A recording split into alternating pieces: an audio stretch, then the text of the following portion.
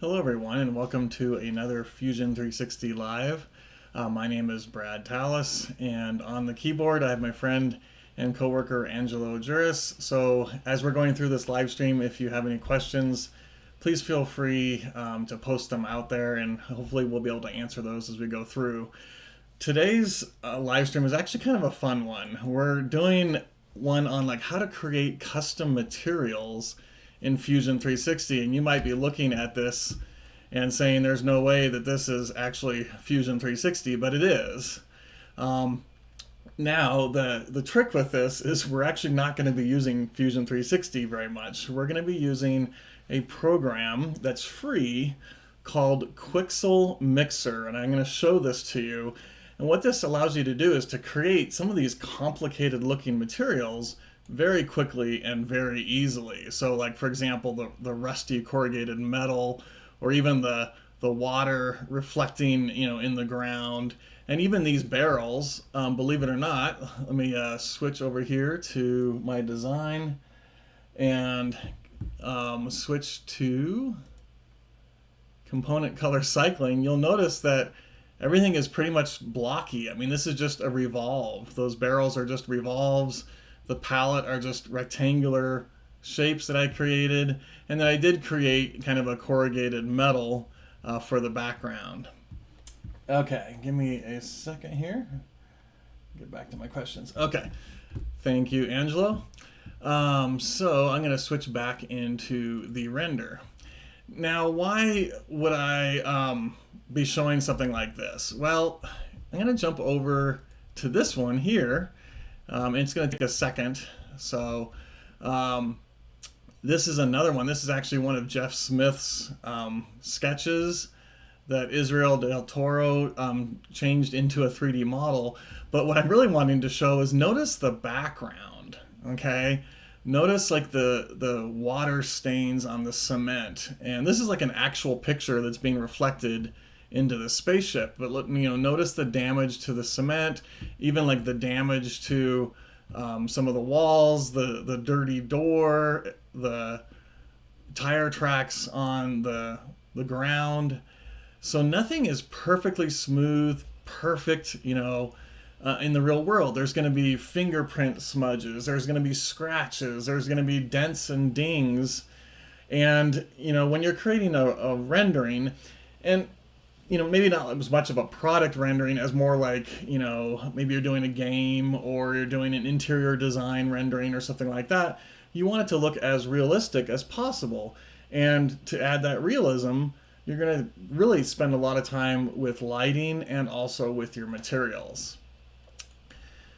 So I mentioned a free program, and it is called Quixel Mixer. And actually, let me bring up the web page. So here's how you spell it, and it is free, believe it or not.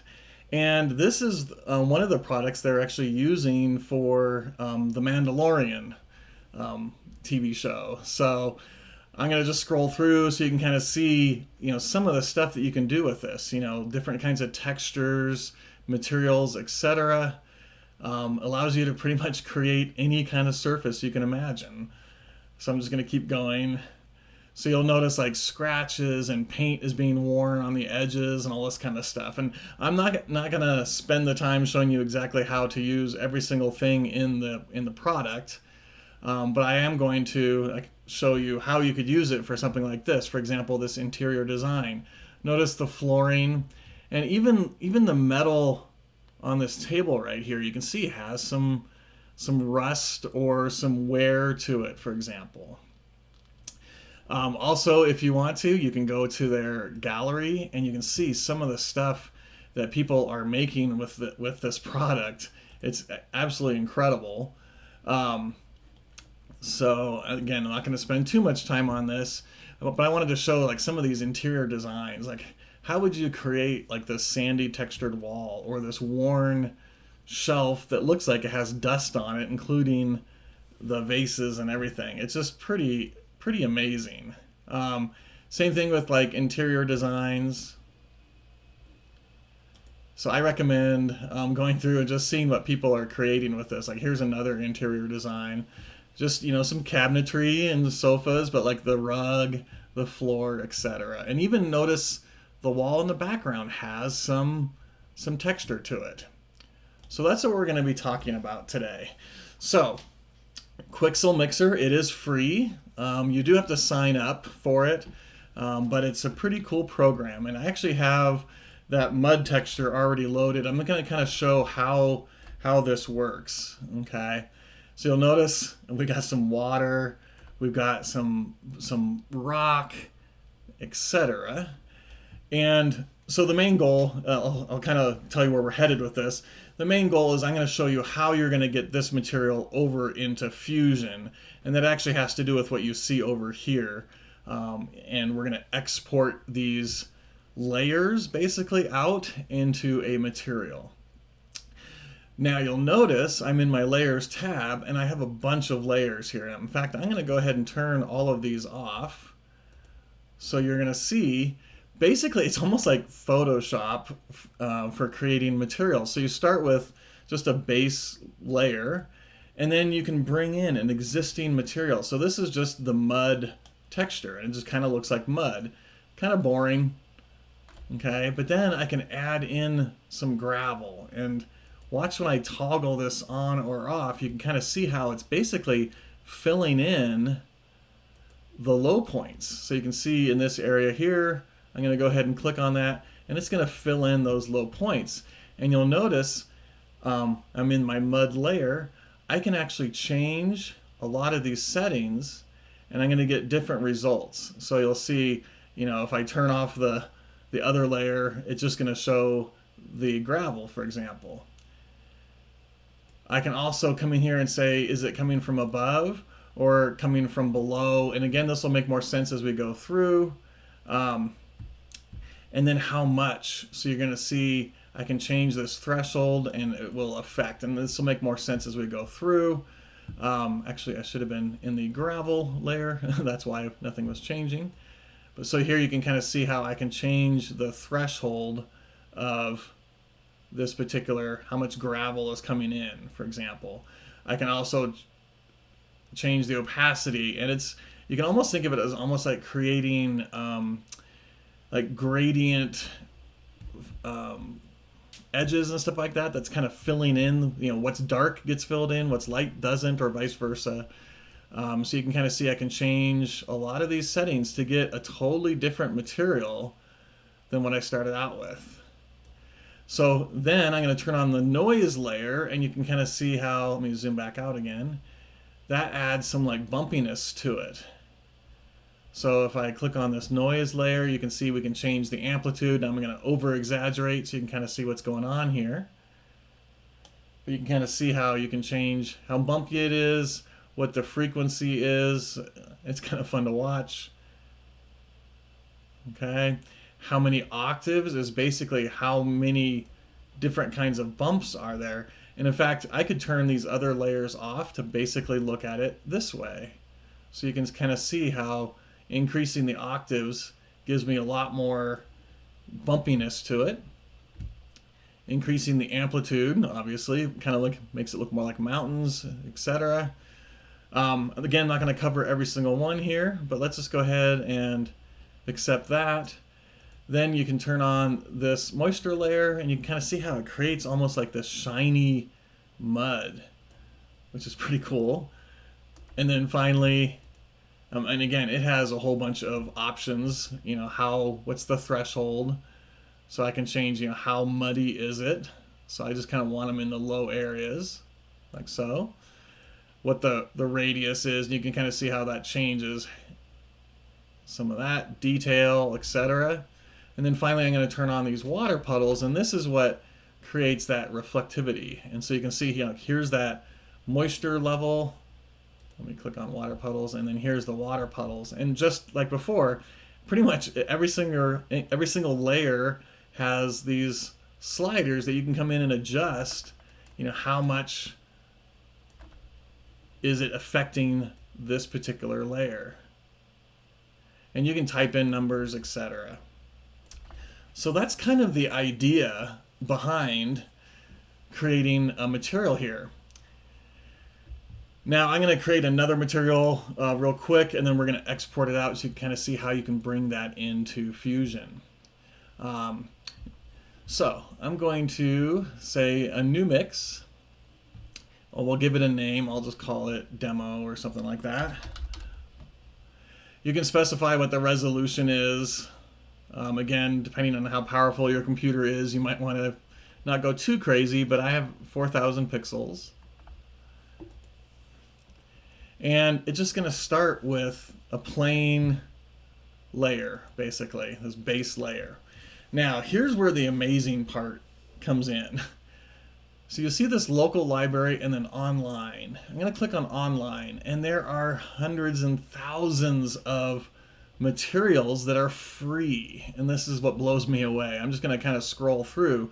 So you're going to see, you know, different kinds of flooring, different kinds of rock, etc., staircases, buckets. I mean, just a ton of stuff. In fact, going back to here, this garbage bag I downloaded, or I got from Quixel Mixer. It's just a mesh file. So you can also come in here and look at all the different subcategories. So I don't really want to see any of the 3D stuff right now, so I'm going to just look for surfaces. And you'll notice that all the 3D stuff kind of goes away, and it's just showing surfaces. Well, I want to do some kind of metal, so I'm going to come over here to metal. And you'll see all of the different kinds of metals. And now here's where it gets kind of cool. You'll notice it says like scratched metal. If I click on it, it gives me an image of what this looks like, and then I could download that particular material. There's also going to be, for example, like if I go to rusty metal, there's going to be some existing materials like this rusty metal sheet. So you can kind of see what that looks like. Rusty metal panel. So you can kind of see, I mean, look at how much time would it take for you to create, you know, this rust. And even the fact that the rust is like dripping down from the screw holes or the nail holes or something like that is pretty amazing, right? So you can do different kinds of, like, you know, corrugated rusty metal sheets, you know, that look dented, etc. Okay, so there is a ton of stuff in here. Debris, you know, construction debris, all this kind of stuff. Again, I'm not going to spend a lot of time in here, but some of the ones that are pretty cool are, for example, imperfections. So this is where you've got your scratches, your dings, your dents. I'm going to keep going, and you can see there's hundreds of different kinds of scratched metal, you know, that might have some pits, some stains, all that kind of stuff on there. We're going to come back to that here in a little bit. So, you know, here's, you know, maybe fingerprints or whatever, water stains, etc. I am going to go to, let's go to brick. And here you can see all the different kinds of bricks that they have. And like I mentioned before, you just click on one and it'll show you an image what that looks like. So we're going to build something kind of like this. So I'm going to go to my local library, and I already have some of these materials that I've downloaded already. So let's just start with maybe this rock wall. So I just click on it, and you can see it's going to add that as a layer. Now it looks kind of weird right now. And again, I'm not covering every single command or anything like that, or this is the exact way of doing it. This is just me basically playing around with it. There are a ton of YouTube tutorials on how to use this product. Again, I have nothing to do with this product. It was just something that I learned about and found it really useful for creating materials for Fusion 360. So what is it doing? Well, it's showing both layers. So I'm going to turn off the eyeball next to my base layer, and now I have this layer right here. And this is just kind of a starting point. Well, maybe I want to put maybe some like dirt or grass or something kind of in the nooks and crannies of this. So what I'm going to do now is add a surface layer. And I can pick a different material. So let's do maybe like this forest floor or something like that, and you're going to see that it's going to put it on top of this particular layer, and you can see we now have 2 different layers, and it even blows me away that the leaves have a little bit of reflectivity to them because they're catching the sky, the sun. So you can kind of see what that looks like as we rotate around. Now, that's a little bit too much, let me kind of pan this around, a little bit too much of the ground cover. So again, I can change how much shows up. By dragging this opacity down, we can kind of change what that looks like. Okay. Or I can change this threshold, and you'll see right now it's at 0. If I crank this up, it's going to basically be on top of the other layer. If I crank this down, it's going to basically be below the other layer. So this threshold really kind of allows me to figure out how much of that do I want in the nooks and crannies. It's pretty cool. Okay. So I'm just going to do a little bit of that dirt. Maybe I'll just do like minus 0.2 or something like that. Let's see what that gives us. Yeah. So let's just do maybe 0.2. Now here's something also I think is pretty amazing. I'm actually going to crank this up real quick just so you can kind of see what this looks like. You can even control, is the moss down near the bottom because it's growing up from the ground and it can't climb all the way up. So you can do things such as creating, and I'm not going to, let's see, usually it shows me how to do it. Weird. Sorry guys. Oh, here it is. I'm sorry.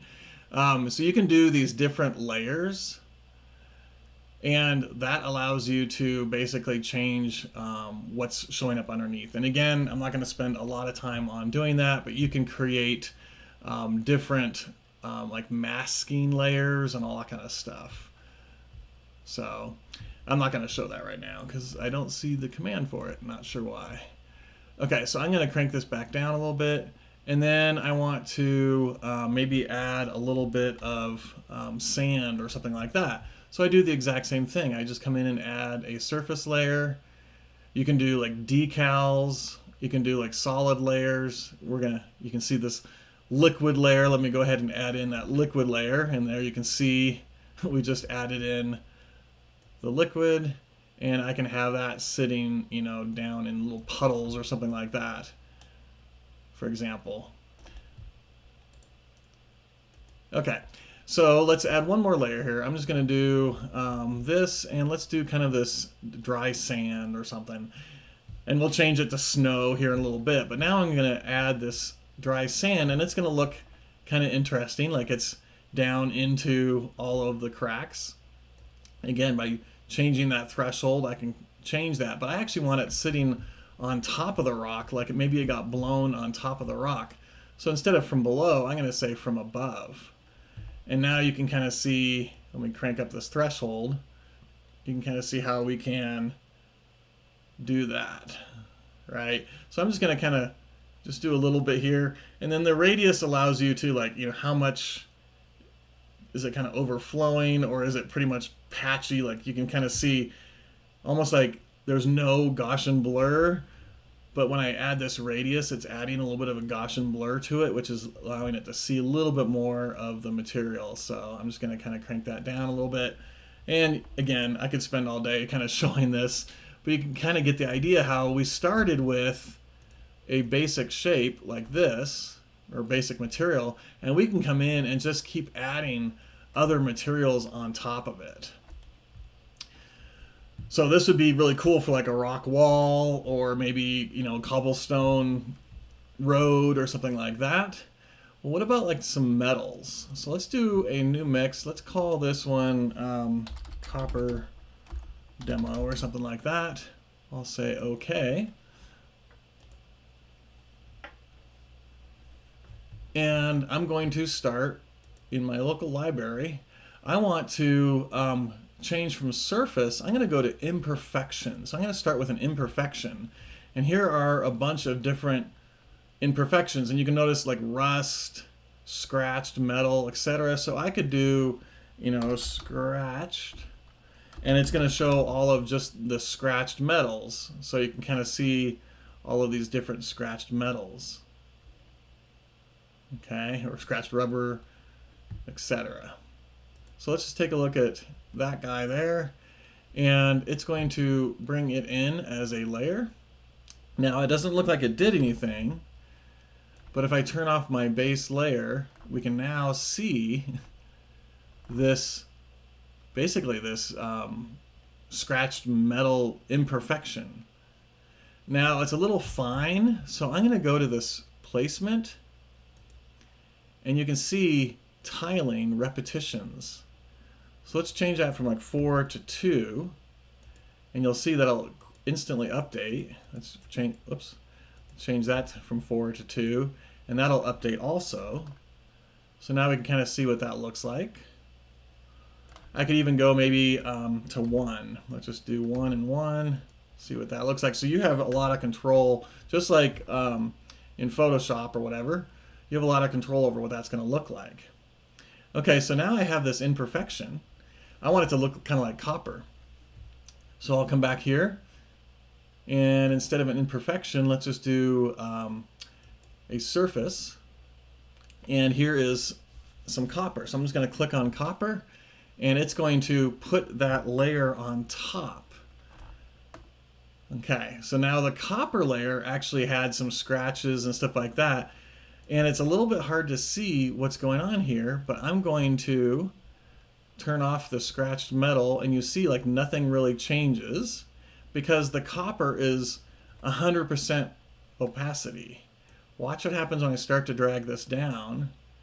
You're going to start to see, and I'm going to go really far so you can kind of see what's going on, but now you're seeing that underlying imperfection that we used.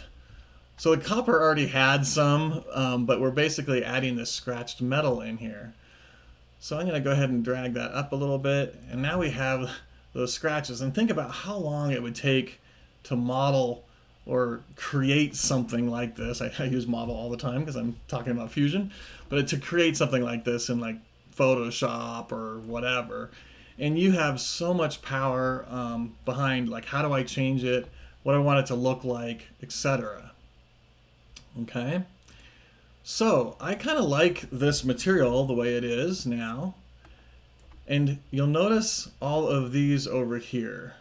These are our different layers. Now this albedo is the actual color, and you'll notice it's kind of a light tan. If I turn that off, you're going to see how the color kind of changes to more of like an iron or something like that. So this is the color of the material. Metalness is like what is causing it to reflect.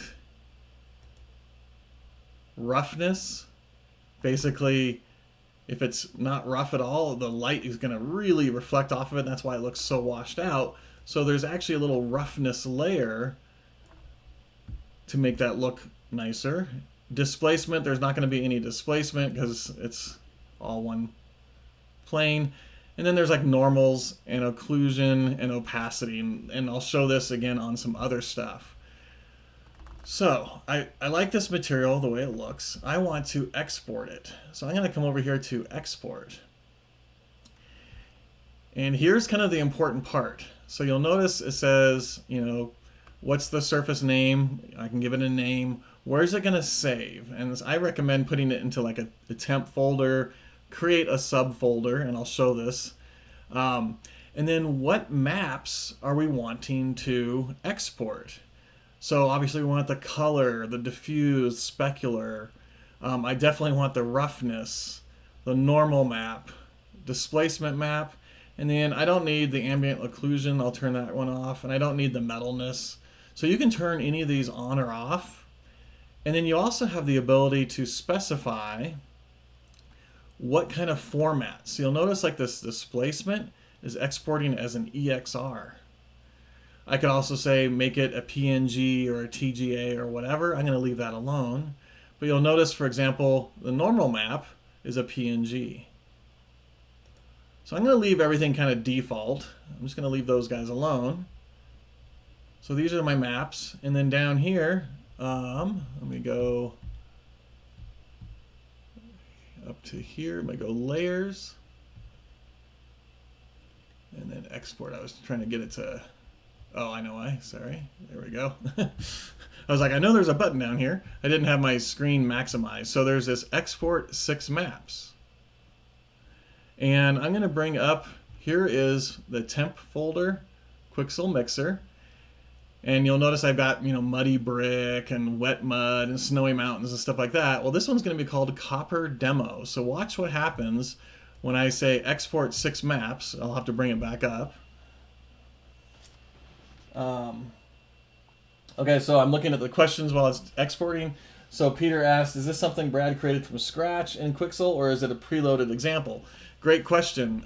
This is this I created all from scratch and also used a preloaded material. So I started with something and I tweaked with it a little bit until I got it looking the way I want. So for example, this rusty corrugated metal is actually multiple materials. You'll notice I've got some dark rust, I've got some light rust, I've got some stains, all that kind of stuff, some dents, etc. This is probably 6 or 7 layers just to create that corrugated metal. I'll show this barrel here in just a second. And then this wood pallet is a totally custom material that I created using Quixel. So yeah, great question. So Ethan asked, I'd love to see a follow-up live stream dedicated to scenes and renderings. So I will try and do that. I do have a tips and tricks live stream that I did probably about 2 years ago, maybe a year and a half ago, on rendering tips and tricks on lighting, HDRI images, filleted edges, etc. So you might look for that, but maybe I'll do another one here soon. So thanks for asking about that. Okay, so I'm just going to go to this corrugated metal, and you'll notice I actually have a flat sheet, and then I actually created some corrugated metal also, just an extrusion. I used the thin extrude to do that. So let's go back to Quixel. I exported those maps, and we should now see Copper Demo. And if I go into this folder, you're going to see a bunch of different materials. So here's that albedo, here's the diffuse, here's the displacement, the normal, roughness, etc. Okay? So let's jump out and let's go into this wet mud. I'm going to show this one. This might make a little bit more sense. So here's the albedo, the displacement, the normal, and the roughness. Now these, you'll notice, look a little bit different. And let me see if I can bring up this image. So this is what it's actually creating, is all of these maps for me automatically. And this is what we're going to bring into Fusion and there's the actual picture of the kind of the color of the mud. So this is what we're going to bring into Fusion to create our material. Okay. Now I'm going to do the wet mud first because it really visually lets you see what's going on, and then we'll do the copper next. So, okay. Now I've created my materials, everything I'm happy with. Now I'm in Fusion. And we're going to do the wet mud over here, and then maybe we'll do the copper over on this guy or something. So I'm going to create an appearance. And you can see I was already messing around with this. I want to start with basically a base material. I want to create a whole new material. I don't want to start with metal or paint or anything like that. So I'm going to go into Other. And we have base materials. And you'll notice we have base material metal, opaque, layered, transparent. So for example, if you were creating like, automotive paint or something like that, you might do a layered base material where it has a color coat and then a clear coat. And you can actually change, a lot of settings for each of those coats, for example. I'm just going to do a base material opaque. So I'm just going to drag that onto there. And now I have a material that I can edit. So I'm going to go ahead and double click on it to edit. And let's just call this mud. Okay. Now you'll notice roughness, reflectance, etc. But what we're going to do is we're going to start with this advanced. Okay, and I'm going to move this and make this a little bit bigger so we can kind of see what's going on here. Okay. What this is allowing us to do is we're editing this material, and I can pick a particular color, and you'll notice by default it's kind of this plain gray color. Well, if I click on this little down arrow, I can say image. We'll go into this wet mud. Let's do that albedo. And notice this really cool looking countertop now that looks like mud. Notice how shiny it is and how reflective it is. That's because we haven't changed any of those. We just said instead of a color, use an image. And look how gorgeous that image looks. It's pretty cool, right? Okay, and I just kind of work my way down. So reflectance. Now watch what happens when I drag this down. You'll see it's not quite as reflective. It's still reflecting, but if I crank that up, it's going to be a lot more reflective. Well, instead of just a slider doing that, we're actually going to use a map.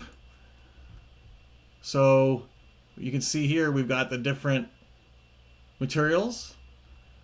In fact, I don't have, let me go back.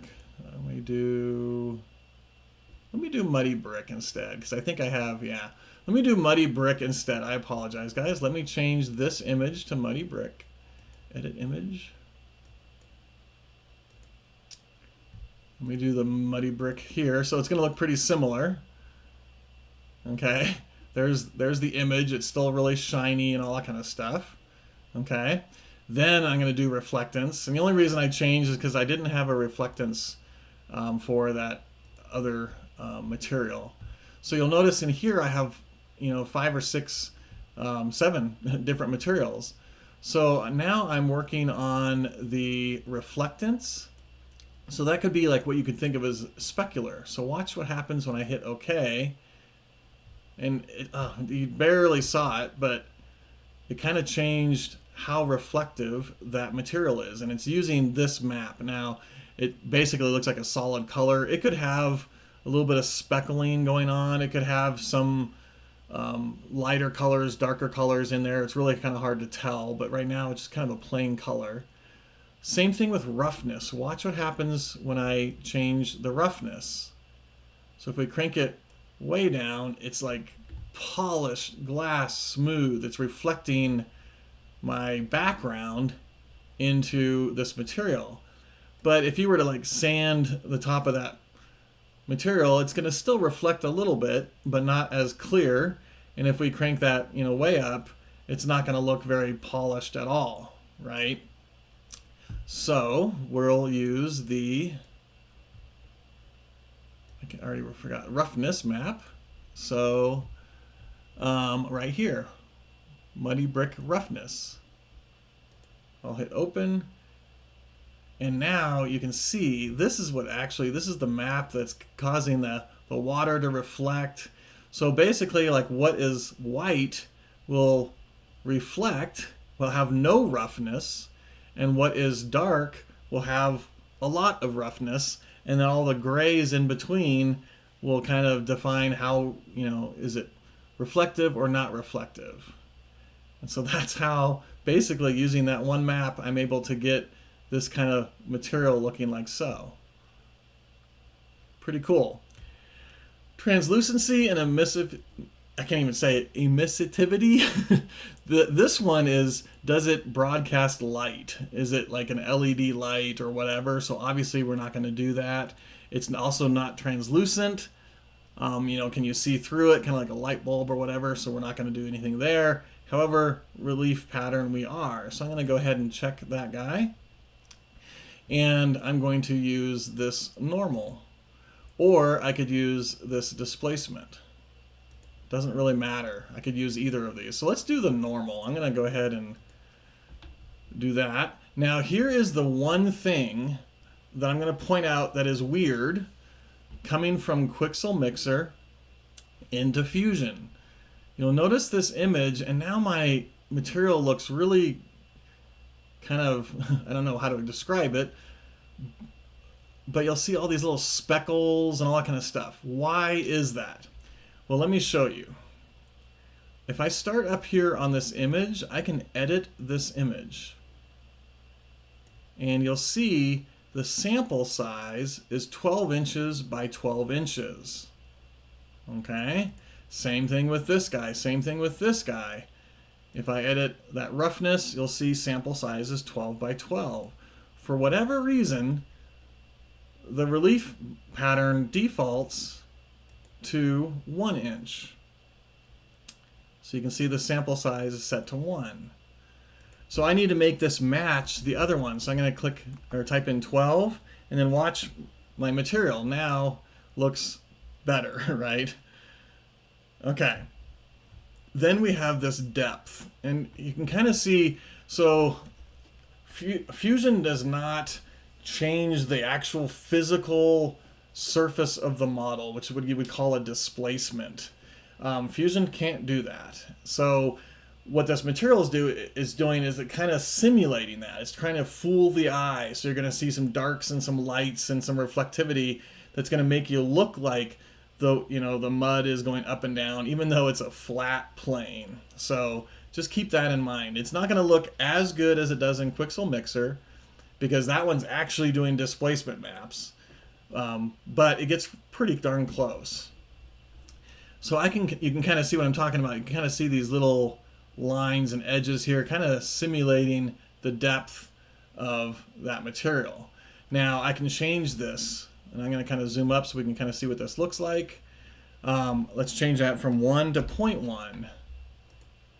And it'll still give it some reflectivity and all that kind of stuff. I could even change that to 0.01.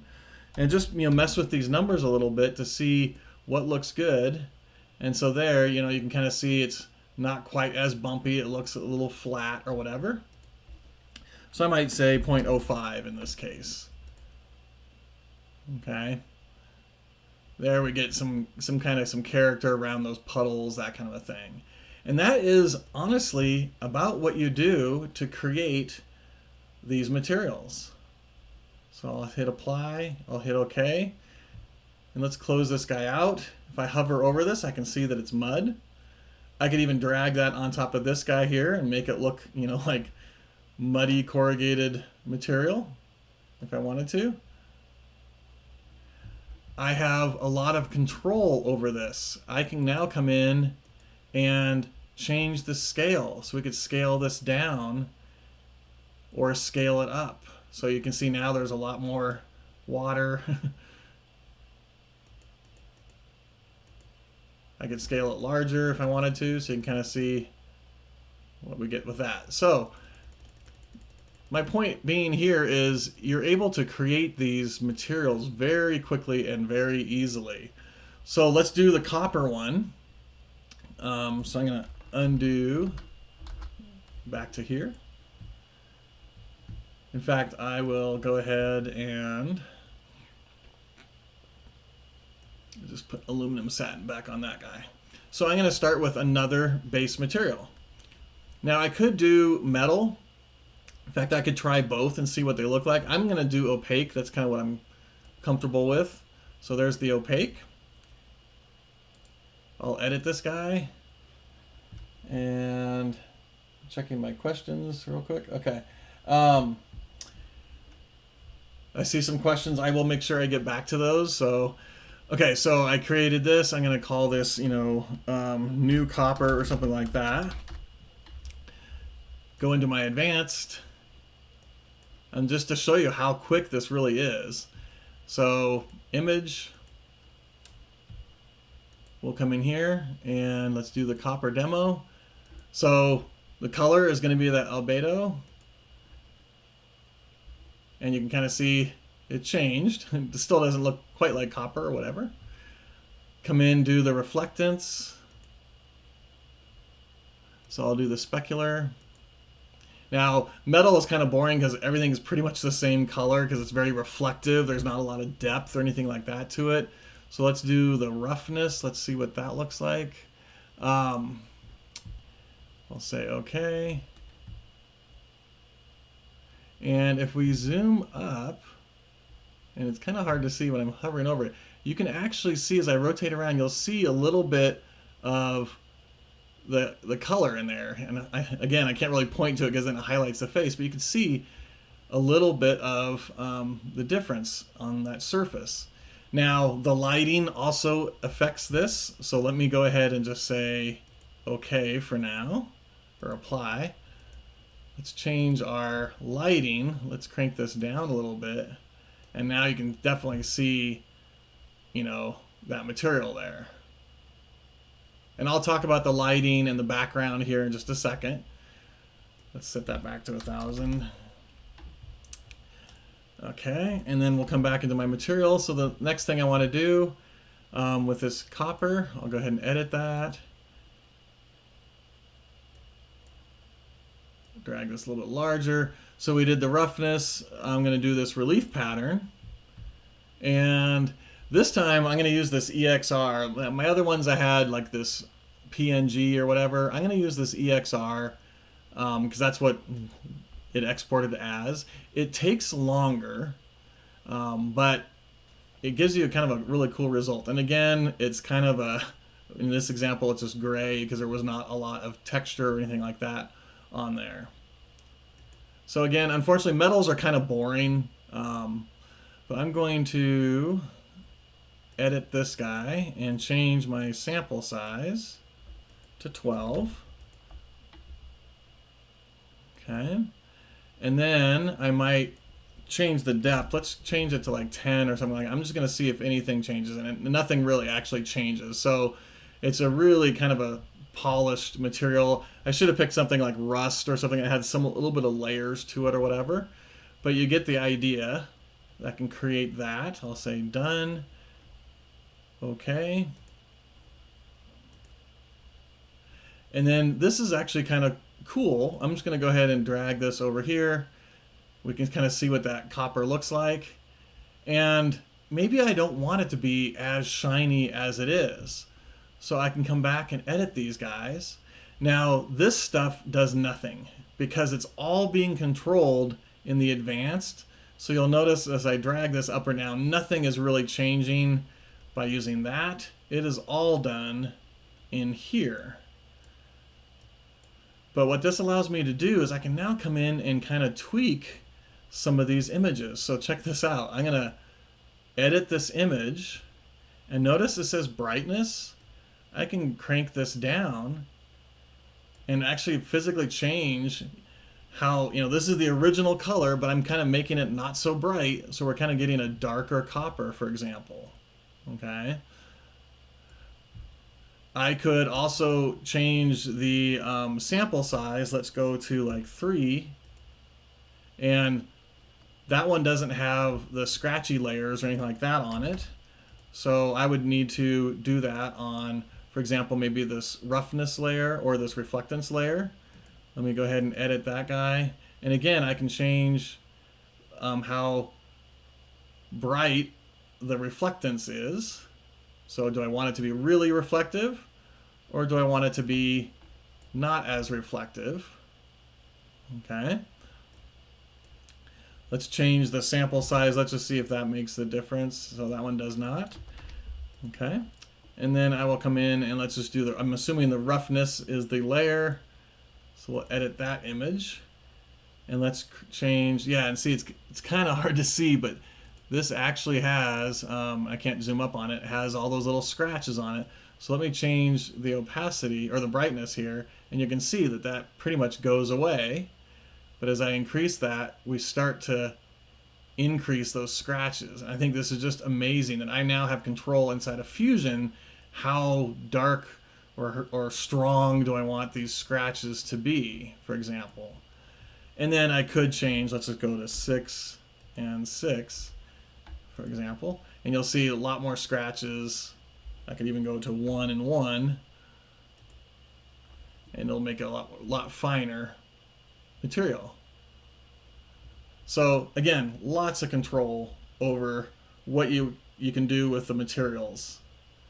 Same thing with the bump map. So let's go ahead and switch over to this guy. I'm getting the warning because I have my component color cycling turned on. Let me turn that guy off. Notice how dark this is. This will make more sense when I talk about the lights. but I'm going to come over here and let's edit a material real quick. So I hit A for appearance, and it should bring up my appearance dialog. There we go. And so you can see here's the barrel, here's the plastic bag, here's the walls. So I named all of my materials because they all kind of look the same, right? So that way I'm able to, really quickly and easily figure out what this is going to look like. So let's zoom up on one of the barrels because I think that was one of the questions. So let's go ahead and edit this material. So I started with an image or a material from Quixel Mixer, and I brought it in here and did the exact same thing. Here's my image, here's my reflectance, here's the roughness, and the roughness kind of like shows how much light is going to reflect off of certain things. So I could come in here, edit that image. I wish these all stayed the same size, and drag this down, and you can see, it looks really shiny. It looks kind of weird, right? But that's because there's all the light is reflecting off of the surface. But by adding this roughness layer in here, you can kind of see there's the wood grain, all that kind of stuff. It's pretty amazing, and you can see the light reflecting kind of off the metal. And if I crank that all the way up, then there's no light reflecting off that metal. Same thing with this bump map. So I can control the strength of that. So this is a PNG. I have a depth of 1. Let's crank it up to like 10, for example. It's going to look really weird, but you can see how it really emphasizes that wood grain now, because it's basically taking this map and saying instead of 0 to 1, make it 0 to 10 for the depth. So that's what that's kind of showing there. Okay, let me look at these questions really quick. So somebody, Patrick asked, can you create an iridescent material needed for fusion? I will take, if I have time, I will try and do that. Okay, so great question, Patrick. Also asked, are the materials seamless so they can be applied to large areas of a model? And the answer is yes, kind of. I wish they were a little bit more seamless than they really are. You will notice some repetitivity. So this icon right here is preview tiling. I'm going to zoom out, but you'll notice like there's a patch here and a patch here that look very similar. So it is going to repeat.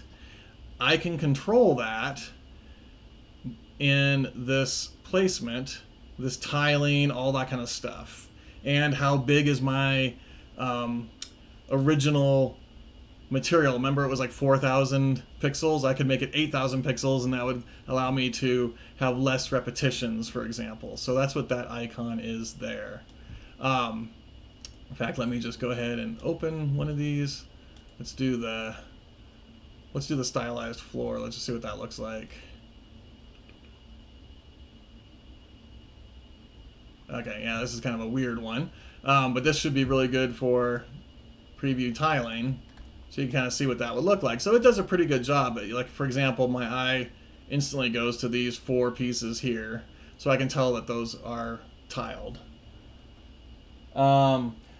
Stephen asks, can I export all my material maps that I can create in ZBrush? So hopefully I'm understanding the question. If you create materials in ZBrush, can you bring them into Fusion? Not really. So we do not do UV mapping yet. So for example, if you were to paint something, in fact, on this image, let me just bring up the,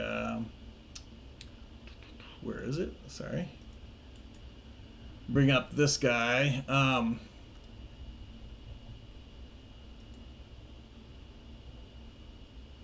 So let me go products, mixer. Sorry guys. So you can see here, and there's actually a really cool tutorial on how they created this. They actually paint a lot of the scratches and dings and the logos and all that kind of stuff onto here. I could not export this model and the materials into Fusion and have it look like it does here, because it does not do the UV mapping. So you would need to do something like that with ZBrush and in ZBrush. So good question. Okay. So hopefully, oh yeah, I'm sorry. The last thing I wanted to talk about was the lighting. So if I go into my scene settings, environment library, you'll notice I'm using what's called an Hdri image. And this thing is very, very, very powerful. Let me actually show you what it is. I'm going to say environment. I'm going to zoom out and I can rotate around and you can see that this is the image that it is using to reflect into these materials. I can also change my brightness, so you'll see the image will get darker, and so does my scene. It gets darker. So it's using the information from this background image to light my scene. Now, I can come in here and say replace custom environment, and I have a whole bunch of different ones. So here's like a decor shop. Watch what happens to my lighting once it brings this in. It's gonna, maybe it might have more red in it, might have more yellow in it or something like that. In fact, there you go. You can kind of see it must have a lot of orange or something. And sure enough, if I zoom out, you can kind of see it's like on the inside of an office or something like that. It's got these yellow lights, and so that's what's reflecting in these materials. I could come in here and change the brightness, but you can see how I get a totally different result using that particular Hdri image than the other one. So where do you get these Hdri images? I recommend a webpage called Hdri Haven. There's a bunch out there. This is one of the more popular ones. Again, it's free.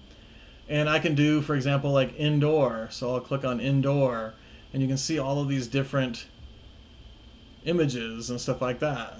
So here's that decor shop, I think. So here's like a photo studio. So I'm just going to click on that guy.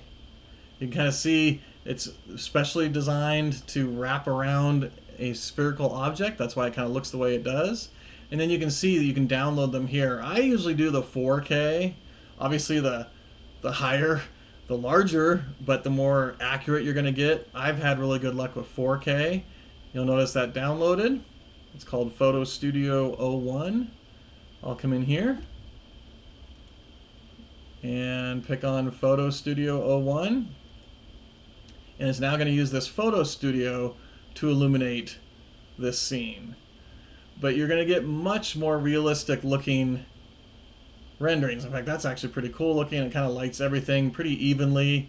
I might come back here and tweak with my brightness a little bit, but you can kind of see it's a little gray, but it's not as brown as the other one was. So that's how you get these realistic looking reflections and textures and all that kind of stuff to look really nice. Is I highly recommend using custom Hdri images.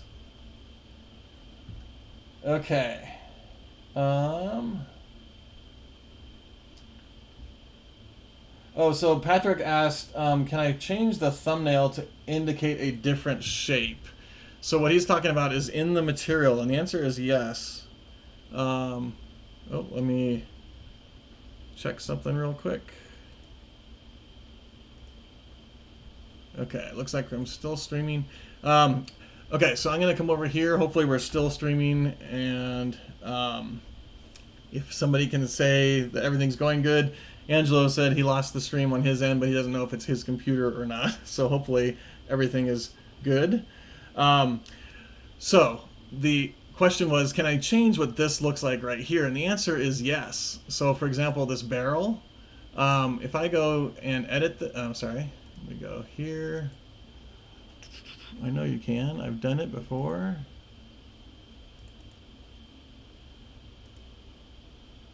It's up here, I think it is. Yeah, there we go. So if I go here, you'll see this little down arrow. So I can pick a different scene. So you'll see all of these guys. I can pick a different environment. What's the light that it's using for this particular icon? And then what are the render settings. You can see it's set to quick. I can also do draft or production, so it'll actually create a much more realistic looking one, but that will definitely slow things down. Okay, thank you everybody for shouting out in the chat. I appreciate that. So I'm going to go to the scene and say, for example, cylinder, and you're going to see what that looks like there. I could say, you know, vase or whatever, and it's going to actually, and again, it's kind of hard to see. I think I can change the size of this by dragging this down. So there you can kind of see what that looks like. You know, I could say plaza, and you're going to see it's going to give different results. Snowfield, yeah, they're all kind of the same because this is kind of a not very reflective material. So yes, I can do spheres, etc. So hopefully that answers your question, Patrick. Okay. Let me close out of this. So I know this was kind of a weird one. Not very much in Fusion. It was a lot about this Quixel Mixer, but it really does take your renderings kind of to the next level, especially if you're doing interior designs or you know, stuff besides just product designs. But even then, for example, if I had modeled a really cool knife, for example, and I want to show what that looks like, I might put some scratches on the blade. I might put some dings along the edge or something like that to show that this product's been used and is strong and, you know, that kind of a thing.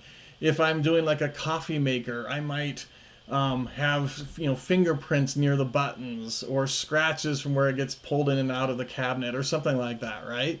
So play around with these different materials and see what you can do with them. Again, I have no relation with Quixel Mixer. It was just something that I found to be kind of interesting, and it took the renderings to the next level. Be warned that in Fusion, the renderings are not going to look exactly how they do in Quixel, because Quixel has a lot more like displacement mapping and ambient occlusion and all that kind of stuff that Fusion rendering doesn't have, but it does get you pretty darn close. So with that, I want to thank everybody for attending, and we will see you on a future live stream. Have fun fusioning.